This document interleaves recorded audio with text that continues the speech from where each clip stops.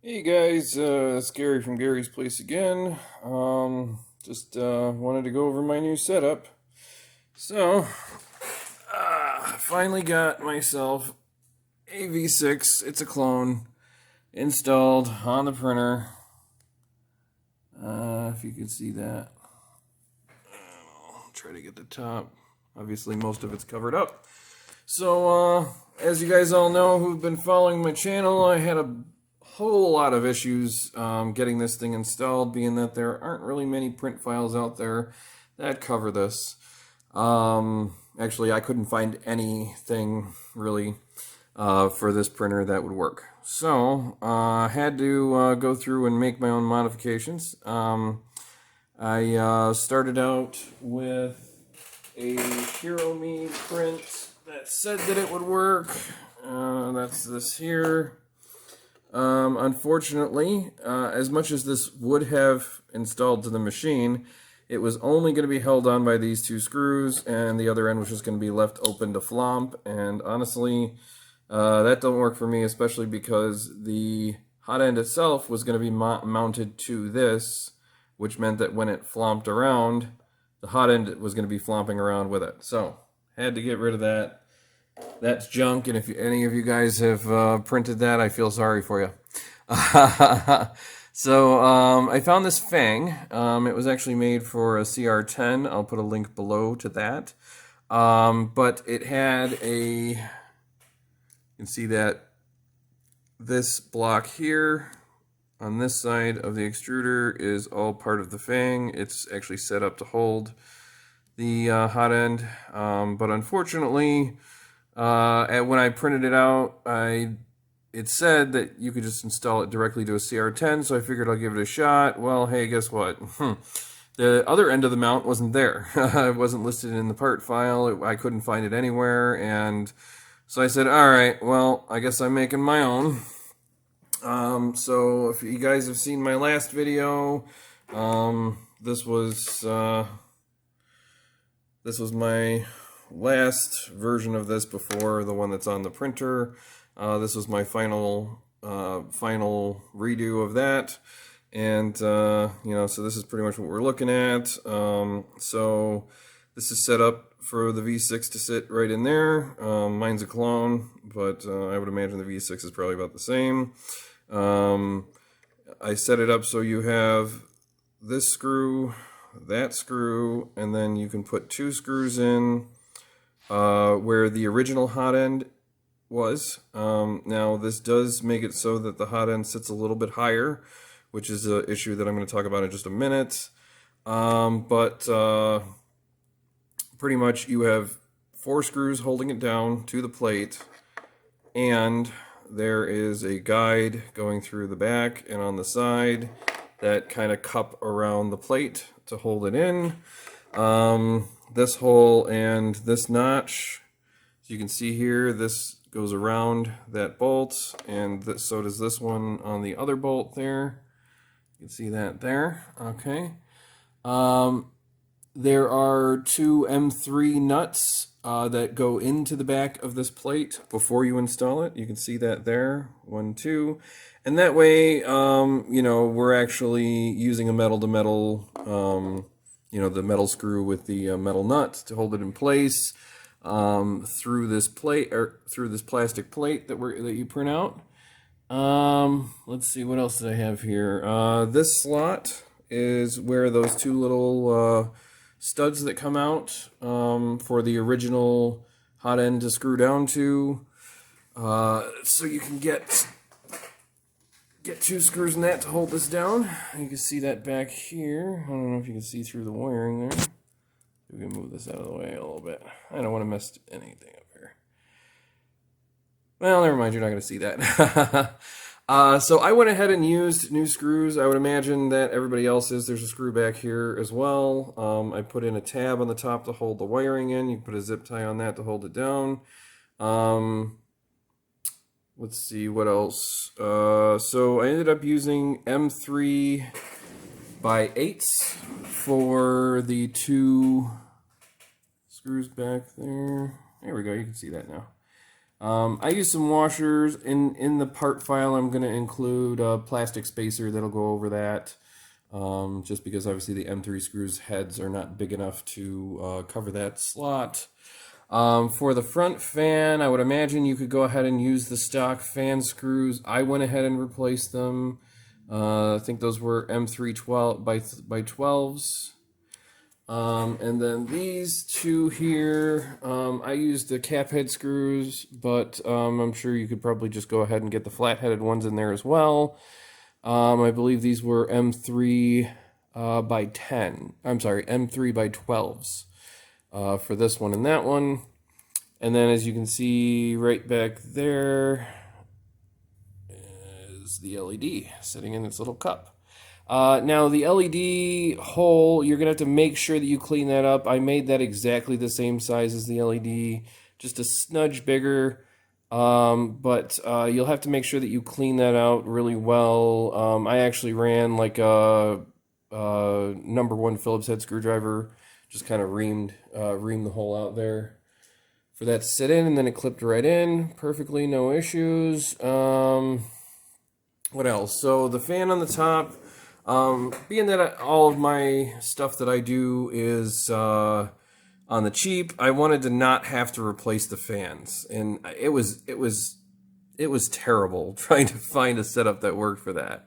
So now I will let you guys know, if you print out this Fang, I don't know who made it, but the holes they put through here are not large enough. I mean, if I were to remix this, I would make these extrusions just a touch taller and actually put a proper size hole in there.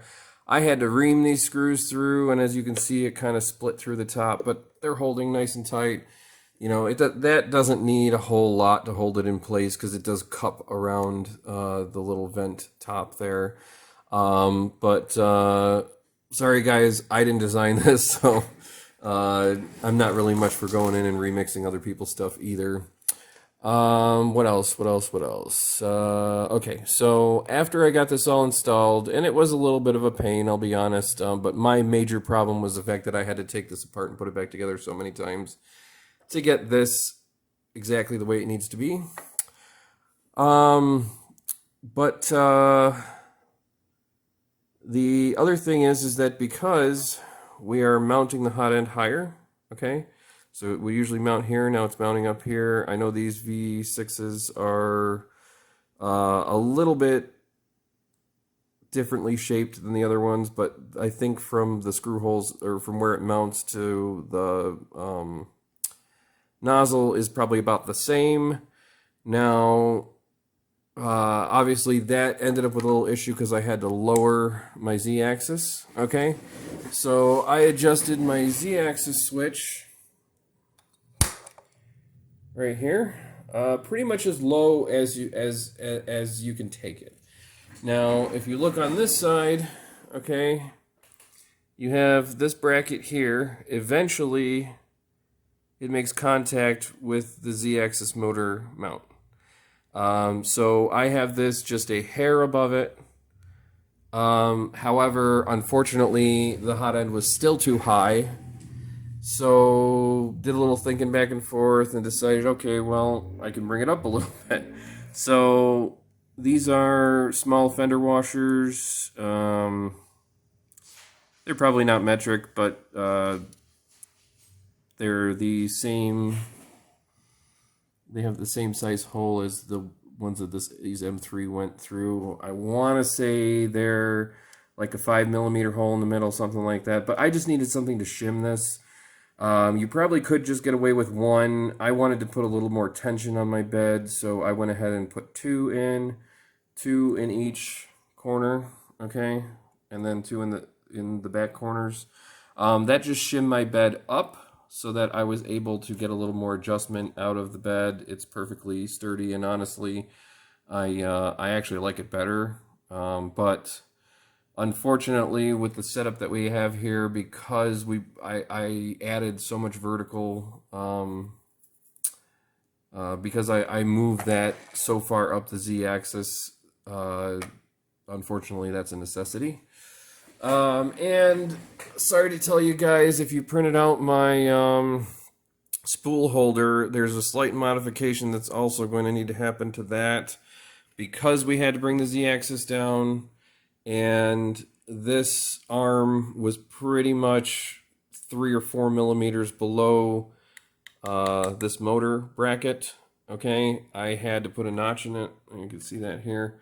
I am going to be redoing this to account for a notch right here. I'll probably add a little bit. I'll probably cut this slot down to about here and then add the notch in so it's a little more solid below, but we'll see how that goes. Maybe I'll just make this slot a little skinnier so that it adds for the extra bulk for that. But this is a pretty sturdy mount. Even with the modification I did here, I used a soldering iron and melted a notch into this and then used a razor blade to clean it up. Not that I really cleaned it up that well, but whatever. It works. And right now, with this little notch in here, that motor sits literally like 1 to 2 millimeters away from here. But all I needed was some clearance. I got the clearance I needed. And have not yet printed with this. So I will have to update you guys after that happens. Now, I was thinking that being that this bracket brings this so much higher, that maybe this might be a good one for a volcano, because obviously the volcano, this block sits vertical instead of horizontal. Pretty much. I mean, it's a different block, but that's pretty much how it sits. And then the nozzle's in the end so that it's longer. And, I was thinking, maybe this brings it up high enough to just shove a volcano in there. I really don't know. I'm not really planning on doing that just yet. Again, my videos are more 3D printing on the cheap, and that would be a little bit more expensive to get through that. And also, too, there would be some headache with finding a proper fan. I think there is somebody on Thingiverse that redid this exact fan. Or I'm sorry, vent. I think there was somebody on Thingiverse that redid this for a volcano. I think I did see that on there, but I haven't gone on that road yet. I want to see how this works first. Unfortunately, I really also don't like how the wiring is right here, because obviously this wire had to go around because this has a solid. This is a put together here, so you can't run the wiring up through. So unfortunately, guys, it's not as pretty as I'd like. Maybe I'll get some I'll get something to wrap this in or something, but we'll see how she works, and then I'll get back to you guys. This was a big project, took me quite some time, but she's looking good now. So thanks for stopping at Gary's Place, where you guys are always welcome. Please subscribe if you like the content. If you guys want to give this a try, I would probably wait until I have done some printing and give you a little information on it, but we'll see how she goes. All right, guys, take care.